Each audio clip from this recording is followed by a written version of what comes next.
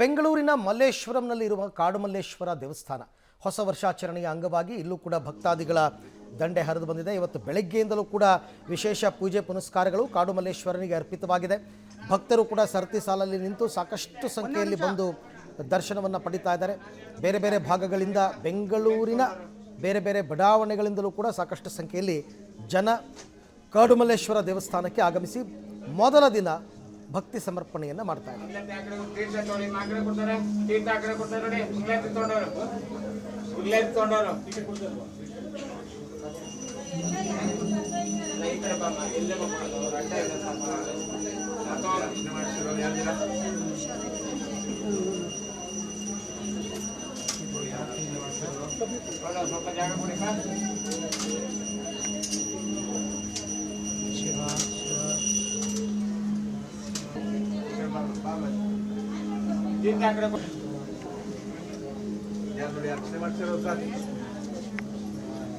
ತೀರ್ಥ ಆ ಕಡೆ ಕೊಡ್ತಾರೆ ತೊಳಿಪ ಮಂಗ್ಳೂರ್ ತೊಗೊಂಡ್ರೆ ಆ ಕಡೆ ಬನ್ನಿ ಬಾ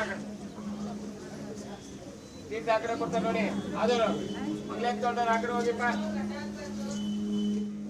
ಇವತ್ತು ಹೊಸ ವರ್ಷದ ಮೊದಲ ದಿನ, ಹೀಗಾಗಿ ಕಾಡುಮಲ್ಲೇಶ್ವರ ದೇಗುಲದಲ್ಲಿ ವಿಶೇಷವಾಗಿರುವಂತಹ ಪೂಜೆ ಅರ್ಚನೆ, ಹೀಗಾಗಿ ಸಾಕಷ್ಟು ಸಂಖ್ಯೆಯಲ್ಲಿ ಭಕ್ತರು ಬೆಳಗ್ಗೆಯೇ ದೇಗುಲದತ್ತ ಹರಿದು ಬರ್ತಾ ಇದ್ದಾರೆ. ವಿಶೇಷವಾಗಿ ಹೊಸ ವರ್ಷ ಆದ್ರಿಂದ ಇವತ್ತು ದೇವರಿಗೆ ವಿಶೇಷವಾಗಿರುವಂತಹ ಅಲಂಕಾರ, ಅಭಿಷೇಕಗಳು ಬೆಳಗ್ಗಿನಿಂದಲೂ ಕೂಡ ನಡೀತಾ ಇದೆ.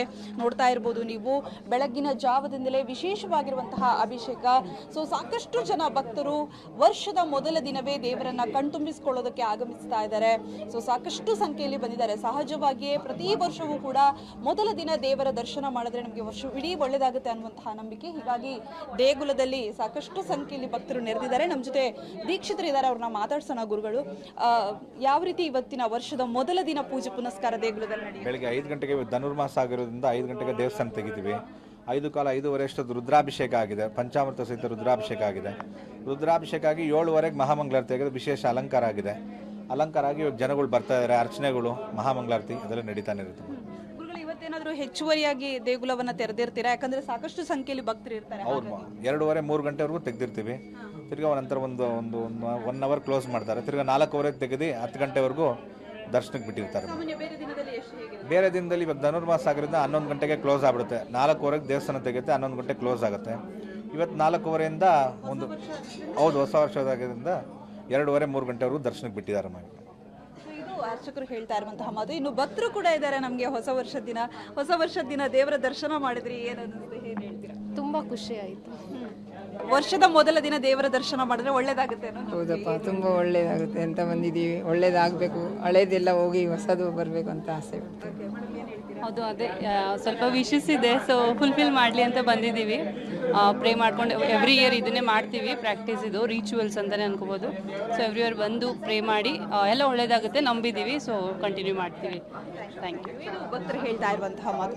ಕ್ಯಾಮ್ರಾ ಪರ್ಸನ್ ಮಂಜು ಜೊತೆ ಪವಿತ್ರ ಕಡ್ತಲ, ಪಬ್ಲಿಕ್ ಟಿವಿ, ಬೆಂಗಳೂರು. ಹಾಗಾಗಿ ಎಲ್ಲ ದೇವಸ್ಥಾನಗಳಲ್ಲೂ ಜನರು ಜಾಸ್ತಿ ಸಂಖ್ಯೆಯಲ್ಲೇ ಬರ್ತಾರೆ. ವರ್ಷದ ಮೊದಲ ದಿನ ದೇವರ ದರ್ಶನವನ್ನು ಮಾಡಿ ಈ ಇಡೀ ವರ್ಷ ನನಗೆ ಎಲ್ಲದರಲ್ಲೂ ಯಶಸ್ಸು ಸಿಗಲಿ ಅಂತಕ್ಕಂಥ ಹಾರೈಕೆ ಇವೆಲ್ಲವೂ ಕೂಡ ಇದ್ದೇ ಇರುತ್ತೆ.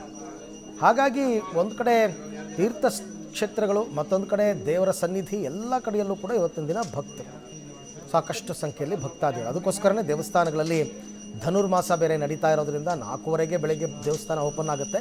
ಬಟ್ ಇವತ್ತು ಸ್ವಲ್ಪ ಟೈಮ್ ಎಕ್ಸ್ಟೆಂಡ್ ಮಾಡಿಕೊಟ್ಟು ಹೆಚ್ಚು ಸಮಯ ದೇವರ ದರ್ಶನಕ್ಕೆ ಭಕ್ತಾದಿಗಳಿಗೆ ಅವಕಾಶ ಸಿಗೋ ಹಾಗೆ ಎಲ್ಲ ಕಡೆ ವ್ಯವಸ್ಥೆಯನ್ನು ಮಾಡಿದ್ದಾರೆ.